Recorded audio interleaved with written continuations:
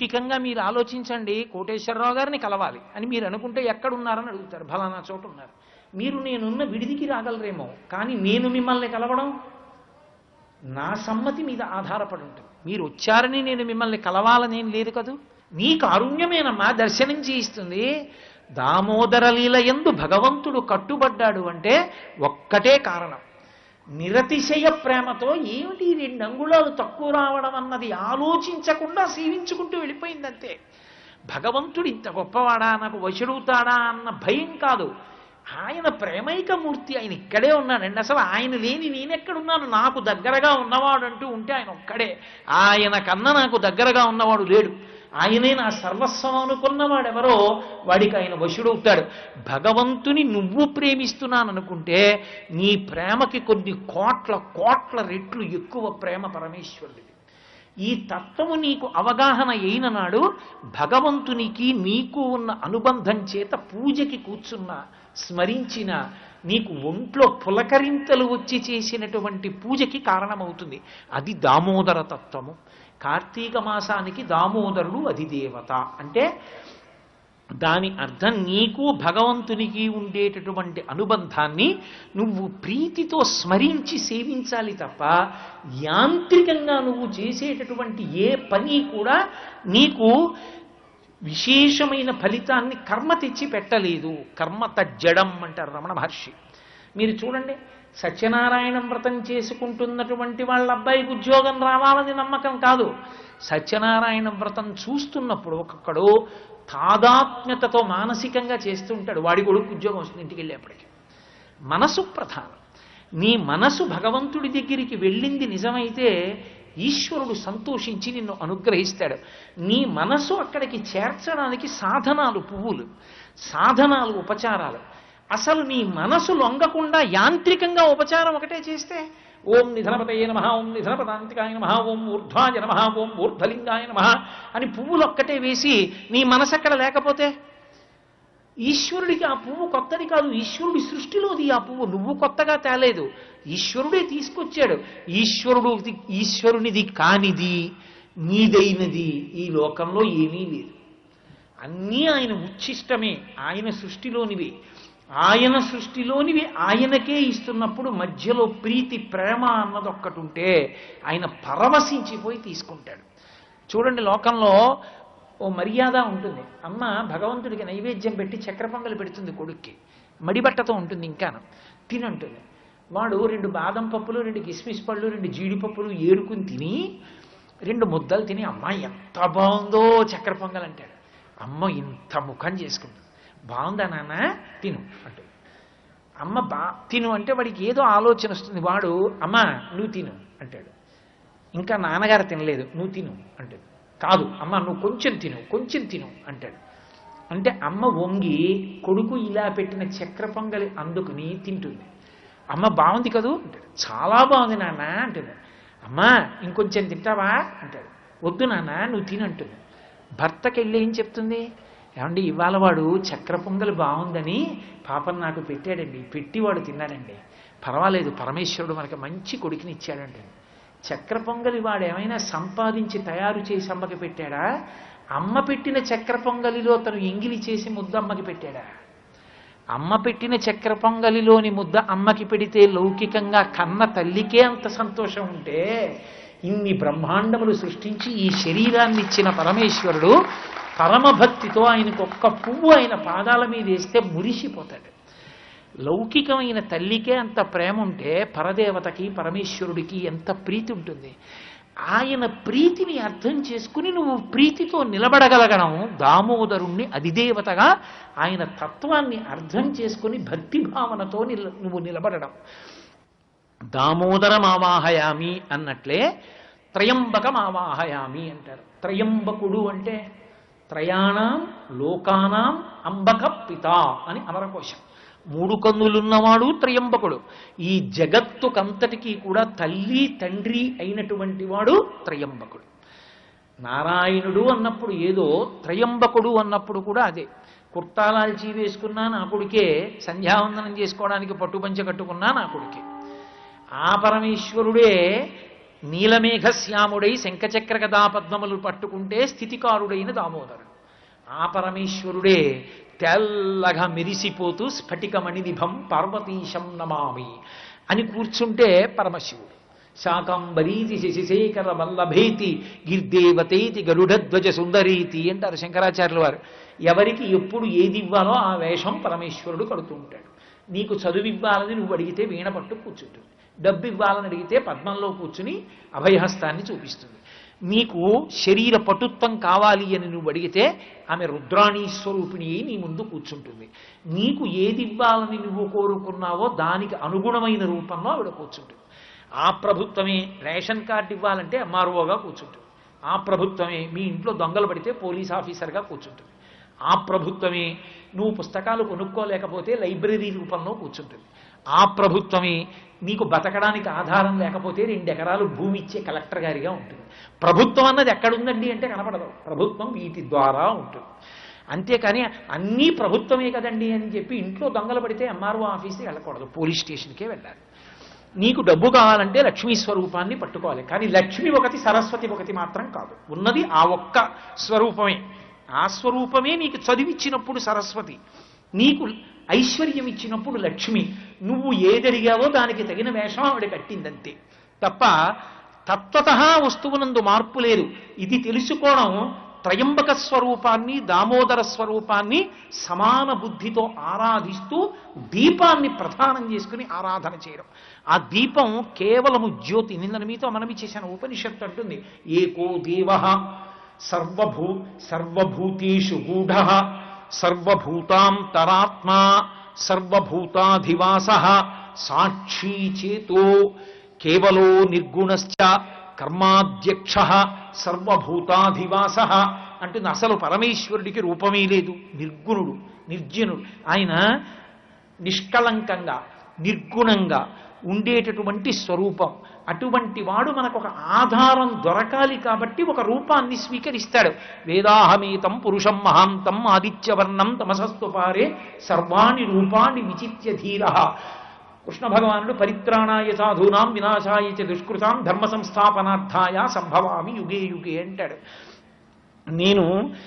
నన్ను ఒక రూపంతో చూడాలని కోరుకున్నటువంటి పరమ భాగవతోత్తములైనటువంటి వారి కోరిక తీర్చడం కోసం వారి మాంసనేత్రానికి దర్శనం అవ్వడానికి ఒక పాంచభౌతిక స్వరూపంతో ఆవిర్భవించాను తప్ప అదే నా స్వరూపము కాదు. నా అసలు స్వరూపము వ్యాపకత్వము. అంతటా నిండి నిబిడీకృతమైపోయానంటే ఆయన కానిదేం లేదు.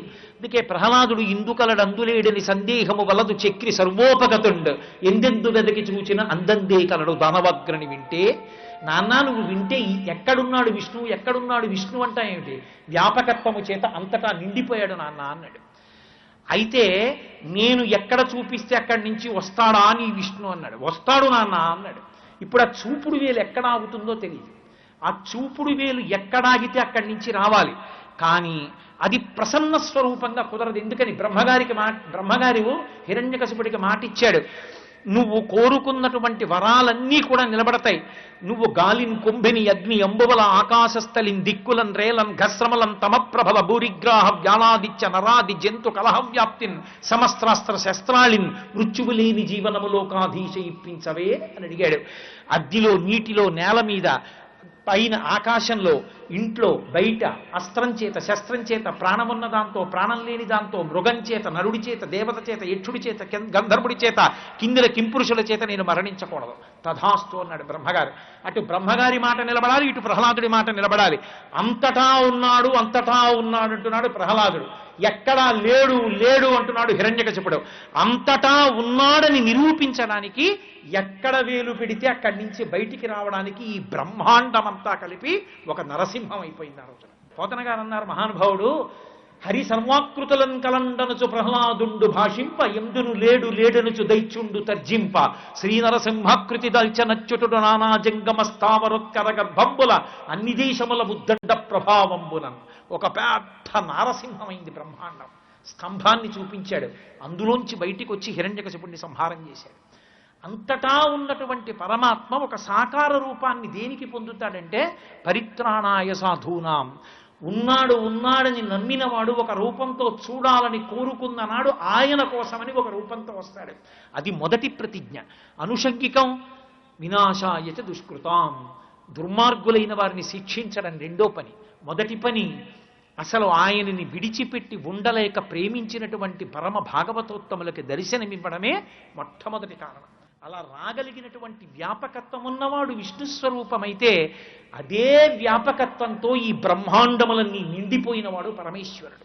అందుకే యజుర్వేదం ఆయన మీద ప్రార్థనా శ్లోకం చెప్తూ ఆపాతాళ నభస్థలంత భవన బ్రహ్మాండమా విస్ఫుర జ్యోతిస్ఫాటిక లింగమౌళి విలసత్పూర్ణిందువంతమృతై అస్తోకప్లుతమేకమీశమనిశం రుద్రాను వాకాంజపన్ ఝాయేత్ ఇప్సిత సిద్ధయే ధ్రువపదం విప్రోభిషించేచ్చివం బ్రహ్మాండ వ్యాప్త దేహా భజిత హిమరుచాభాసమానా భుజంగై కంఠే కాళాః కపర్దాః కలిత శశికలశ్చండ కోదండహస్తాః త్రక్షా రుద్రాక్షమాల సులలిత వపుష సంభవామూర్తి భేదాః రుద్రాశ్రీ రుద్రసూక్త ప్రకటిత విభవాన ప్రయచ్చస్తు సౌఖ్యం అంటుంది.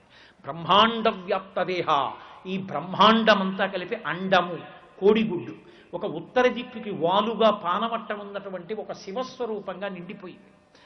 అందుకే దూర్జటి కాళహస్తీశ్వర మాహాత్మ్యంలో సువర్ణముఖరీ నదిలో స్నానం చేసి అసలు నాకు శివ సాకారంగా నీ దర్శనం ఇప్పుడవుతుందని ఆదుర్దా పడుతూ నది పైకెక్కాడు.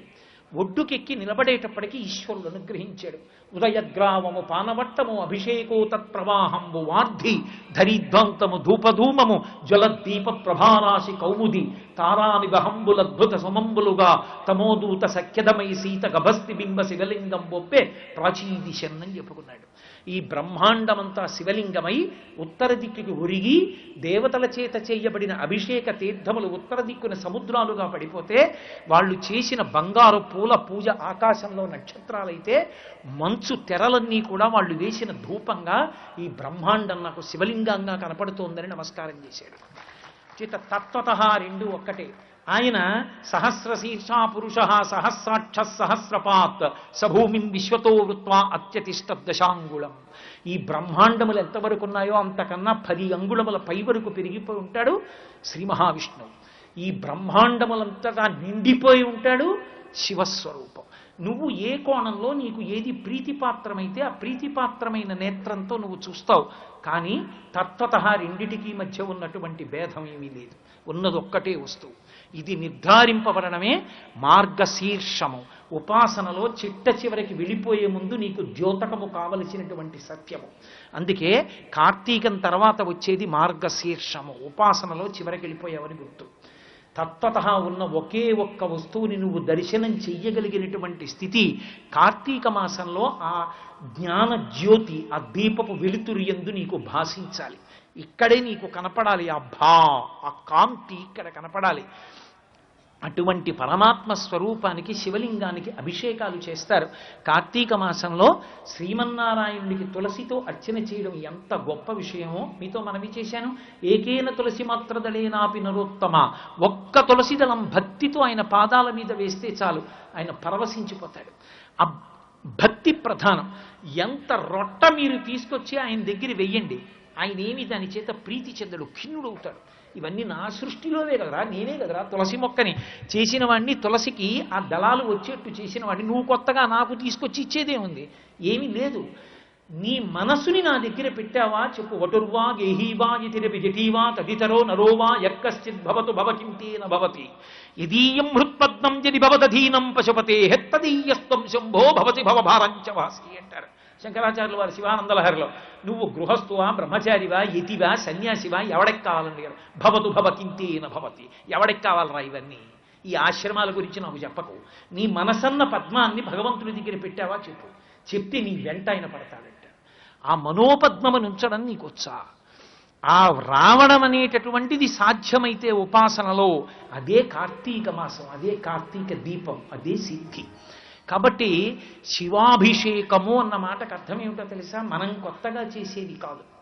ఎప్పుడూ ఈ బ్రహ్మాండం అంతా తడిసిపోతుంటుంది. పశ్చిమ దేశాల వాళ్ళు వెచ్చగా ఉండాలని కోరుకుంటారు, ఇక్కడ వాళ్ళు చల్లగా ఉండాలని కోరుకుంటారు. మనం ఆశీర్వచనం కూడా ఏం చేస్తామంటే మీ అమ్మ కడుపు చల్లగా ఉండాలంటారు. నువ్వు చల్లగా 10 కాలాల పాటు వర్ధిల్లాలంటావు. మనం చల్లగా ఉండాలంటాం. చల్లగా అన్న మాట ఎక్కడిదో తెలుసా? శివానుగ్రహానికి గుర్తు. పరమశివుడు ఎప్పుడూ చల్లగా ఉంటాడు. ఒక చోట శంకరాచార్యులు వారు దిప్పి పొడిచారు పరమశివుణ్ణి. ఏమయ్యా, మార్గశీర్ష మాసంలో ఆర్ద్రా నక్షత్రంలో తెల్లవారుజామున 3 గంటలకు అభిషేకం చేయించుకుంటావు, నీకేమైనా పిచ్చా అని అడిగారు. ఎందుకని? మౌళౌ గంగా శశాంకౌ, తల మీదేమో గంగ ఉందా, ఆ పక్కన చంద్రరేఖ ఉందా, 2 చల్లతనమా? ఇది చాలదన్నట్టు పార్శ్వేవామి, ఆ ఎడం చేతి పక్కన భాగమంతానేమో హిమగిరి దుహిత మంగళాంగా దయార్ధ్ర, మంగళమైన అవయవములు కలిగి హిమవంతుని కుమార్తె కాబట్టి చల్లగా ఉండేటటువంటి తల్లి, పైగా దయార్ధ్ర, దయతో చల్లగా ఉన్న పార్వతీదేవి సగం చల్లగా ఉందా?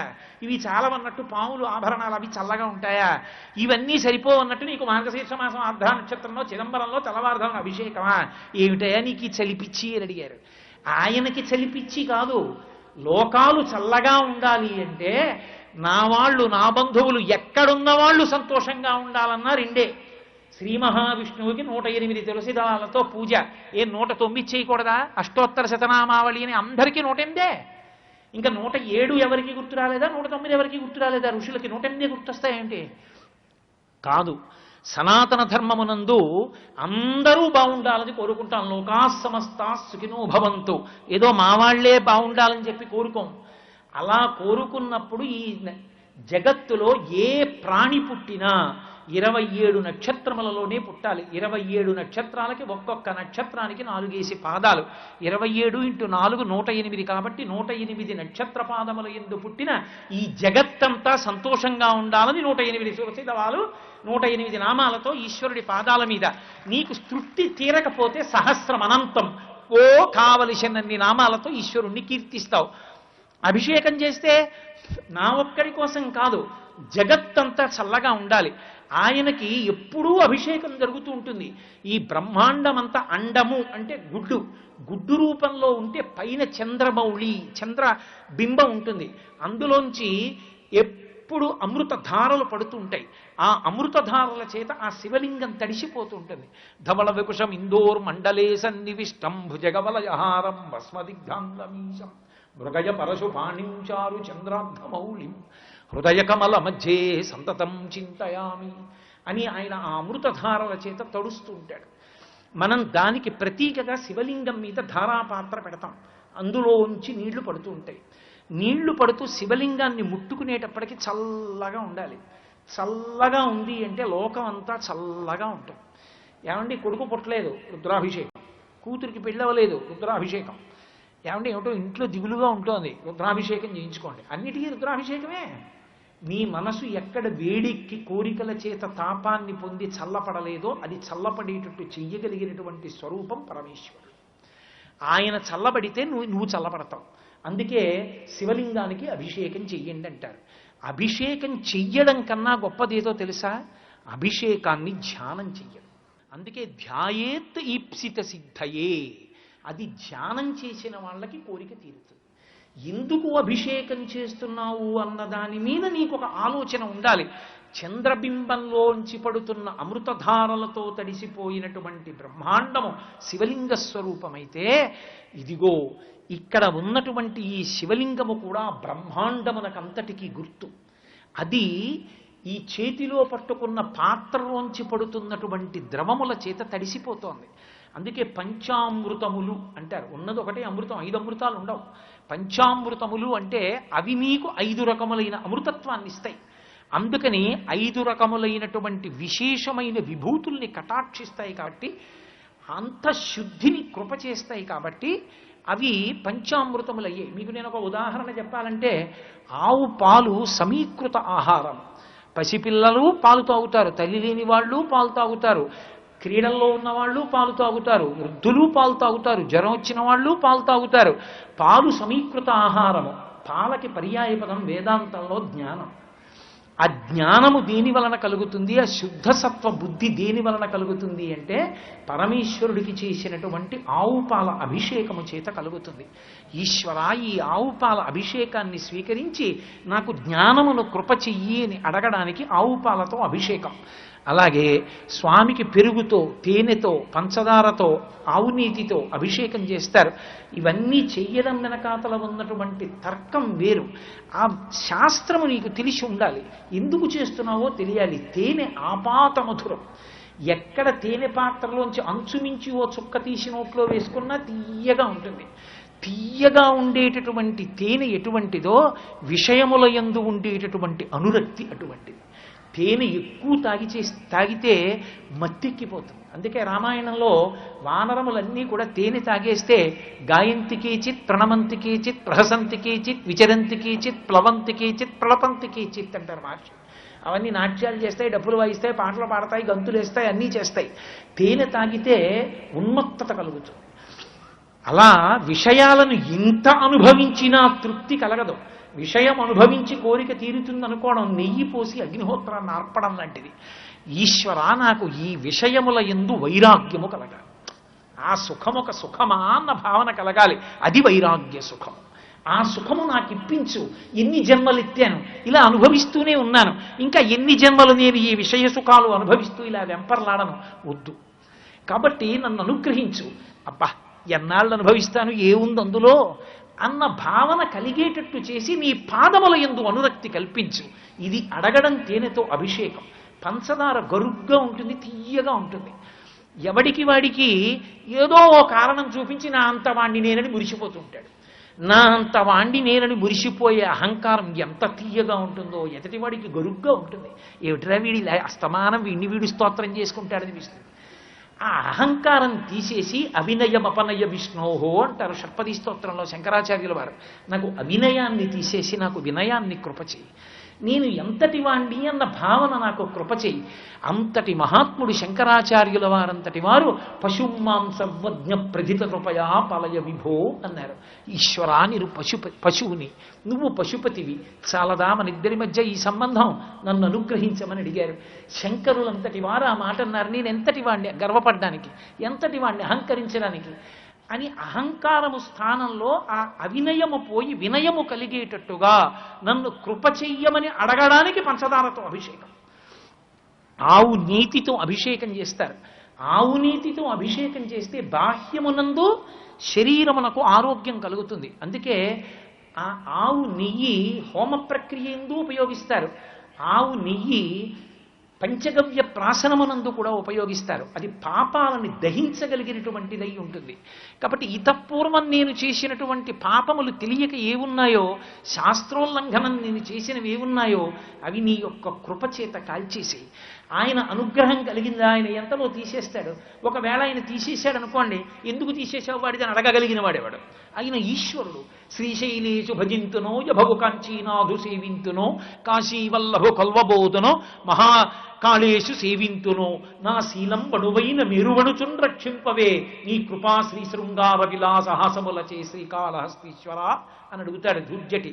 ఈశ్వర, నేనేమీ చెయ్యలేదని నీకు చెప్తున్నాను. కాశీ వెళ్ళలేదు, కాళహస్తి వెళ్ళలేదు, కేదారం వెళ్ళలేదు, ఏమీ వెళ్ళలేదని నీకు నేను చెప్పుకున్నాను. వీడెంత నిజాయితీ పరుళ్ళా, ఏమీ చెయ్యలేదని నాతో చెప్పేసుకున్నాడు.